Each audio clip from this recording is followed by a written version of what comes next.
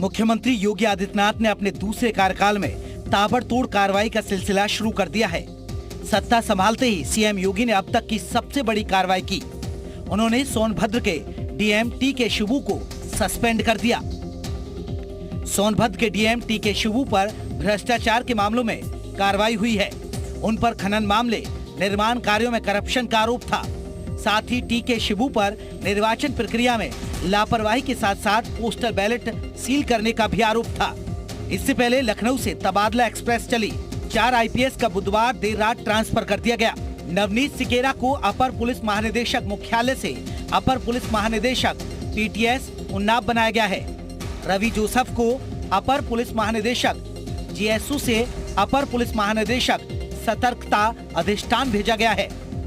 N Ravindra को अपर police महानिदेशक सतर्कता अधिष्ठान से अपर पुलिस महानिदेशक जीएसयू बनाया गया है। डीआईजी धर्मेंद्र सिंह को पुलिस उप महानिरीक्षक रूल्स एंड मैनुअल के पद से पुलिस उप महानिरीक्षक आरटीसी चुनार भेजा गया है।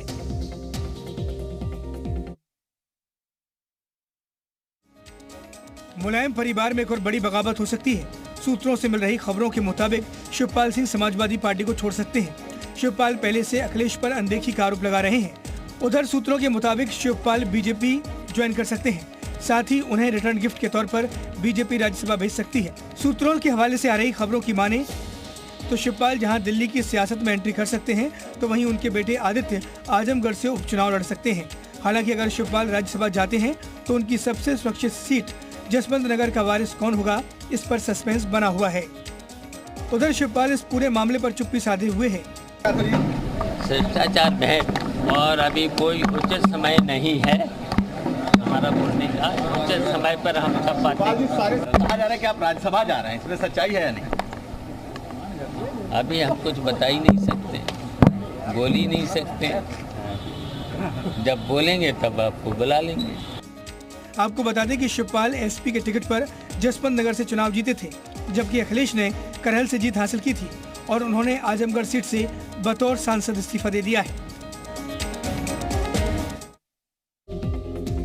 बरेली आला हजरत खानदान की बहू निदा खान को एक बार फिर समाज से बेदखल करने का मामला सामने आया है। मुस्लिम समाज के लोगों ने बीजेपी ज्वाइन करने पर ऐतराज जताया। साथ ही शादी समारोह में पहुंची निदा को देखकर बीजेपी छोड़ने के नारे लगाए गए। मैरिज होम से बाहर करने का मामला सुर्खियों में आया है। जब कल रात आप जब कार्यक्रम में गए तो किस तरह के विरोध देखने को मिला? पहली बात तो मैं यहाँ ये बताना चाहूँगी, काफ़ी सालों बाद मैं एक शादी समारोह में शामिल होने गई थी, लेकिन वहाँ जब मैं गई तो वहाँ जाके मुझे पता चलता है कि वो लोग मुझसे कहते हैं कि भाजपा ज्वाइन करने पे तुम तौबा करो तभी यहाँ बैठ सकती हो। निदा खान की शिकायत पर उनके पति समेत 6 लोगों पर मुकदमा दर्ज हुआ है। में ये बताया गया है कि व्हाट्सएप के माध्यम से उनके जो जानने वाले हैं, जो रिश्तेदार हैं, उनको धमकी दी गई थी कि उन्होंने एक पार्टी विशेष को ज्वाइन किया। इस वजह से वो उनको अपना जो सामाजिक बहिष्कार उनका एक तरह से किया गया और साथ में ये कहा गया कि अगर वो माफ़ी मांगेंगी उसके बाद ही उनको कार्यक्रमों में शामिल होने की अनुमति दी जाएगी। इस पूरे प्रकरण में पुलिस के द्वारा मुकदमा पंजीकृत किया गया। 6 लोगों के ऊपर नामजद मुकदमा है और उनके जो दूसरा पक्ष है, प्रतिवादी पक्ष है, जो उनके ऊपर ये मुकदमा पंजीकृत किया गया और उसमें विवेचना की जा रही है और विवेचना में जो भी तथ्य साक्ष्य के आधार पर प्रकाशित में आएंगे उसके आधार पर कार्रवाई की जाएगी। उधर बीजेपी ने इस मामले पर तीखी टिप्पणी की है। देखिए, कोई भी व्यक्ति को यह अधिकार है कि वो अपनी किसी भी तरीके से अपनी लीनिंग्स रखे जहां उसकी मन भरता हो, जहां उसकी संतुष्टि मिलती हो। और भारतीय जनता पार्टी में महिलाओं ने ख़ास तौर से इनका आकर्षण भी बढ़ा है और लोगों का विश्वास बढ़ा है। हम उनका स्वागत करेंगे। 3 तलाक की लड़ाई लड़ने वाले आला हजरत हेल्पिंग सोसाइटी के अध्यक्ष निदा खान को एक बार फिर से विरोध का सामना करना पड़ रहा है।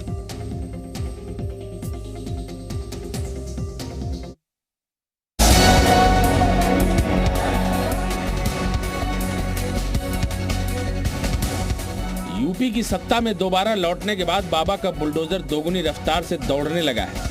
सरकारी जमीन पर अवैध कब्जों को ढहाने के लिए बाबा का बुलडोजर टॉप स्पीड और टॉप गियर में पहुंच रहा है। रामपुर में जिला प्रशासन ने गलत तरीके से कब्रिस्तान के नाम पर बढ़ाई गई बाउंड्री को तोड़ दिया।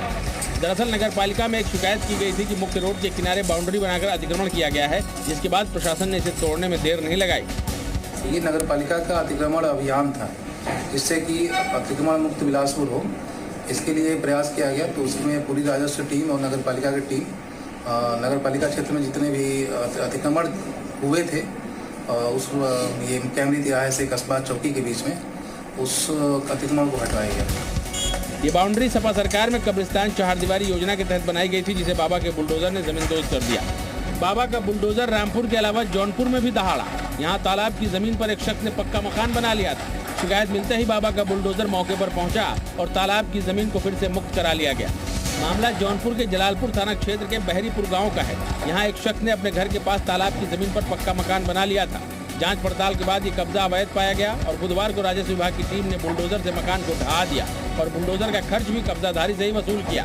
यूपी में बाबा का बुलडोजर जिस रफ्तार से दौड़ रहा है, उससे आलम यह है भूमाफिया और अवैध कब्जा करने वाले रास्ते से गुजरने वाले बुलडोजर को देखते ही दहल जा रहे हैं। ब्यूरो रिपोर्ट, जी मीडिया।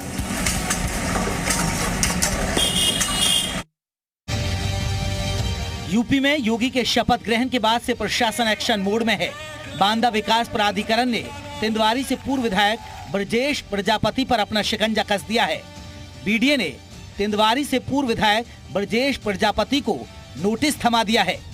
उन पर बगैर नक्शा पास कराए घर का निर्माण करने का आरोप है। ब्रजेश प्रजापति ने नोटिस की खुद अपने सोशल मीडिया अकाउंट से शेयर कर जानकारी दी है। ब्रजेश प्रजापति 2017 में बीजेपी के टिकट पर तिंदवारी से चुनाव जीते थे, लेकिन चुनाव के ठीक पहले स्वामी प्रसाद मौर्य के साथ बीजेपी में शामिल हो गए थे। हालांकि एसपी ने उन्हें फिर उम्मीदवार बनाया था, लेकिन वो चुनाव हार गए।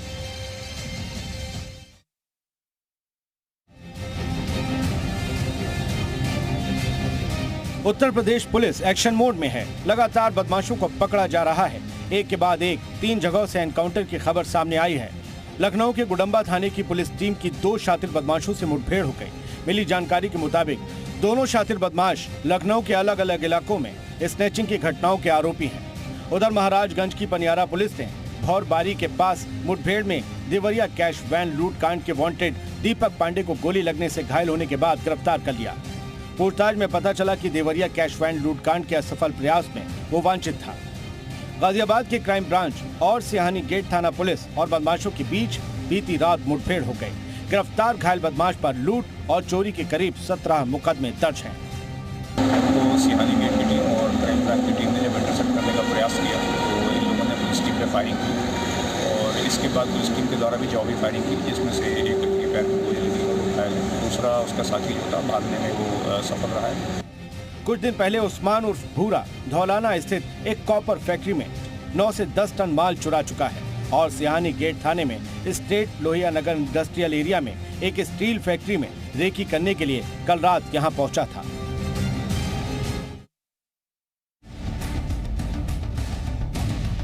फर्रुखाबाद में बीजेपी युवा मोर्चा के मंडल अध्यक्ष को जान से मारने की कोशिश की गई। गांव के पूर्व प्रधान पर गोली मारने का आरोप है। पीड़ित की हालत गंभीर बताई जा रही है। दरअसल नवाबगंज में आकाश गुप्ता भाजपा युवा मोर्चा के मंडल अध्यक्ष हैं। उनका नवाबगंज के ही पूर्व प्रधान सुरेंद्र सिंह यादव से विवाद चल रहा है। मंडल अध्यक्ष आकाश गुप्ता के अचरा रोड पर मौजूद कोल्ड स्टोरेज पर विवाद हुआ। पता चला कि भाजयुमो मंडल अध्यक्ष के कोल्ड स्टोरेज में आरोपी अमोनिया गैस के रिसाव का प्रयास कर रहे थे, जिस पर टोका टोकी करने पर विवाद बढ़ गया। उनके गुंडों ने और सुरेंद्र यादव प्रधान ने उनके गोली मार दी आकाश गुप्ता के और उसकी पत्नी द्रोपा देवी।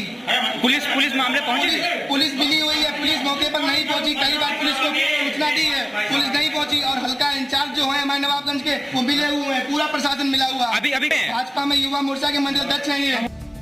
आरोपी पूर्व प्रधान के साथ कस्बा चौकी इंचार्ज के मिलीभगत का भी आरोप लग रहा है।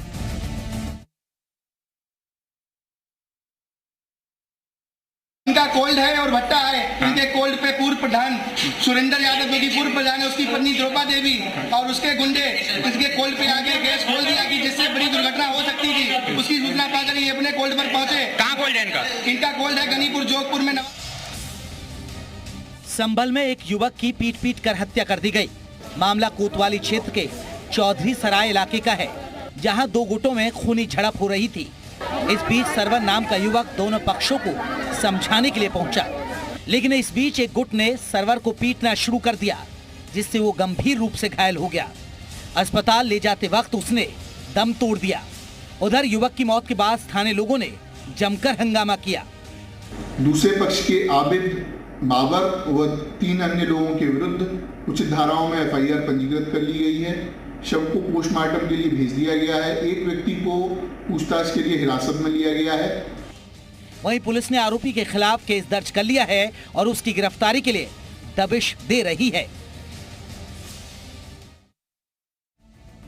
उन्नाव में एक छात्रा के खुदकुशी करने से हड़कंप मच गया। बताया जा रहा है कि छात्रा अंग्रेजी का पेपर रद्द होने की वजह से तनाव में थी। हालांकि परिजनों ने लड़की के मानसिक बीमार होने का दावा किया है। मृतका इंटर की छात्रा थी और कल पेपर रद्द होने के बाद से तनाव में थी। लड़की के परिजन जैसे ही घर के बाहर गए वैसे ही लड़की ने फांसी लगाकर जान दे दी। पुलिस ने मौके से सुसाइड नोट बरामद किया है, लेकिन उसमें पेपर रद्द होने का जिक्र नहीं है।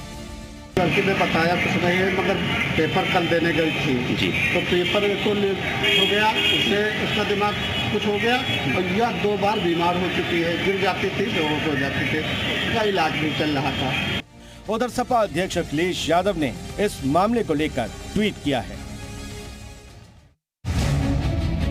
यूपी एसटीएफ ने बाराबंकी से स्मैक के साथ एक तस्कर को गिरफ्तार किया है। एसटीएफ ने आरोपी के पास से आधा किलो से ज्यादा स्मैक बरामद की है। बरामद स्मैक की कीमत अंतर्राष्ट्रीय बाजार में करीब 70 लाख रुपए है। गिरफ्तार तस्कर का नाम कृष्ण कन्हैया है, जो कि बाराबंकी का रहने वाला है। आरोपी दूसरे राज्यों में नशीले पदार्थ सप्लाई करने वाले गिरोह का सदस्य है। वो झारखंड से स्मैक लाकर दिल्ली, पंजाब समेत कई राज्यों में तस्करी करता था। पुलिस का दावा है कि गिरफ्तार हुए तस्कर की निशानदेही पर और भी गिरफ्तारियां जल्द हो सकती हैं। गाजियाबाद में बीमार बुजुर्ग को कार सवार युवकों ने टक्कर मारी है। पूरी घटना सीसीटीवी कैमरे में कैद हो गई। वीडियो में साफ नजर आ रहा है कि कार सवार ने बुजुर्ग को जानबूझकर निशाना बनाया। पीड़ित का कहना है कि पड़ोस के ही रहने वाले युवक से उनका 6 महीने पहले विवाद हुआ था, जिसके बाद से वो बुजुर्ग को लगातार परेशान कर रहा था।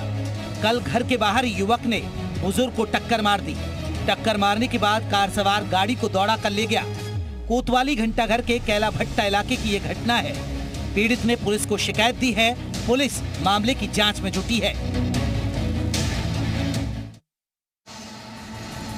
औरैया में रोंगटे खड़े कर देने वाला मामला सामने आया है। यहाँ के फफूंद रेलवे स्टेशन पर एक महिला खुदकुशी की नीयत से रेलवे ट्रैक पर लेट गई। उधर सामने से आ रही पूरी मालगाड़ी महिला के ऊपर से गुजर गई, लेकिन महिला को खरोंच तक नहीं आई। महिला के ऊपर से मालगाड़ी के 40 डिब्बे निकल रहे थे। तभी किसी ने इसका वीडियो बना लिया और सोशल मीडिया पर वायरल कर दिया। बहरहाल इस पूरे मामले में रेल प्रशासन ने पूछताछ करने के बाद महिला को उसके परिजनों को सौंप दिया। चंदौली में एक होटल में मारपीट का वीडियो वायरल हो रहा है। दबंगों ने एक युवक को होटल से बाहर खींचकर पीटा। मामला ब्याज के पैसे के लेन देन को लेकर बताया जा रहा है। स्थानीय लोगों की माने तो ब्याज की रकम नहीं देने पर दबंगों ने होटल संचालक को जमकर पीटा। जीटी रोड पर बाजार में हुई इस घटना से हड़कंप मच गया। घटना को अंजाम देकर दबंग युवक मौके से फरार हो गया। सूचना पर पहुंची पुलिस मामले में जुट गई है। पीड़ित होटल संचालक ललित होतवानी ने मुकदमा दर्ज कराया है। पैसा लिए हुए थे लॉकडाउन के पहले से, ब्याज भर चुके साल साल। उसके कहें कि थोड़ा जो आपका मूल बचा है थोड़ा सा ले लीजिए। उसी बात पे हमको फ़ोन पे गाली कर दी, आ रहे तुमको देख लेंगे, हम कहीं हो सकता इसी तरह आएंगे। और स्टाफ उसमें मौके पे 2-3 स्टाफ थे दुकान पे हमारे। कितना सब लड़ाई करते हमको सब 10-12 लोग थे। पता नहीं क्या क्या पीछे खोसे हुए थे, कुछ हमको समझ में नहीं आया क्या लगाए थे। फाइटर वगैरह पहने थे, राड लेके आए थे, डंडा वैसे मारपीट किए मारे हैं तुमको अकेले। ये घटना मुगल सराय कोतवाली क्षेत्र के DDU जंक्शन के करीब की बताई जा रही है। फिरोजाबाद में सरकारी स्कूल में बच्चों से झाड़ू लगवाने का वीडियो वायरल हुआ है। मामला जिले के घुनपई गांव का है, जहां सुबह सुबह एक प्राथमिक विद्यालय में बच्चे स्कूल पहुंचने के बाद झाड़ू लगाते नजर आए। किसी ने इस पूरे मामले का वीडियो बना लिया। बताया जा रहा है कि इस स्कूल में टीचर स्कूल देर से आते हैं, लेकिन बच्चों को जल्दी बुलाकर उनसे झाड़ू भी लगवाते हैं। वहीं स्कूल के शिक्षक ने इस मामले पर हैरान करने वाली सफाई दी है। उन्होंने कहा कि अधिकारियों ने बच्चों से झाड़ू लगवाने के लिए बोला है। बच्चे साफ कर रहे हैं, मैंने वो तो बाद में आएगा। उन्होंने कुछ नहीं बोला, क्या करें? मैडम ने कहा था हाँ यहाँ आई थी ना। हाँ तो बोले ये बच्चे मतलब साफ कर रहा है। मैंने वो आएंगे तब साफ करें, इसलिए बैठ रहा है। हालांकि BSA ने ऐसे किसी आदेश से इनकार किया है। देखिए, ग्राम पंचायत का जो सफाई कर्मचारी होता है उसको ही विद्यालय में सफाई करनी होती है। श्रमदान के अंतर्गत जो है वो टीचर और बच्चे मिलकर जरूर विद्यालय के वातावरण को स्वच्छ बना सकते हैं। यदि कोई टीचर ऐसा कह रहा है कि यहाँ से उसको अनुमति मिली है तो बिल्कुल गलत है। बच्चों को शिक्षित करने के लिए सरकार बड़ा बजट खर्च कर रही है, लेकिन शिक्षा विभाग के अधिकारी और कर्मचारी सरकार की कोशिश में पलीता लगा रहे हैं। बाराबंकी में दर्दनाक सड़क हादसा हुआ है। हादसा लोनी कटरा इलाके के हाथी का पुरवा गांव के पास का है। यहां एक तेज रफ्तार कार डंपर में जा घुसी। टक्कर इतनी जबरदस्त थी कि कार के परखच्चे उड़ गए। हादसे में 4 लोगों ने मौके पर ही दम तोड़ दिया। कार सवार सभी लोग प्रतापगढ़ के रहने वाले हैं। गर्मी बढ़ने के साथ साथ आग लगने के मामलों में इजाफा होने लगा है। पहला मामला ग्रेटर नोएडा का है, जहां एक कंपनी में भीषण आग लग गई। कूलर की घास बनाने वाली कंपनी में आग लगी। 4 महिला कर्मचारी इस आग की चपेट में आकर झुलस गए। घायलों को एम्बुलेंस के जरिए नजदीक के अस्पताल में भर्ती करवाया गया। आग इतनी भयानक थी कि आसमान में काले बादल छा गए। ये घटना ग्रेटर नोएडा के छपरौला बिस्नूली NH 91 बादलपुर थाना क्षेत्र की बताई जा रही है।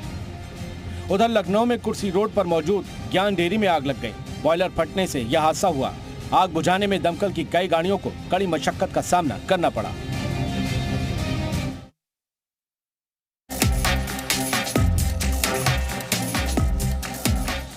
अधिकतर लोग खाकी के नाम से खौफ खाते हैं, लेकिन जालौन में पुलिस ने एक मिसाल पैदा की है। दरअसल जिले के अलग अलग थानों में पुलिस जरूरतमंदों की मदद करती नजर आई।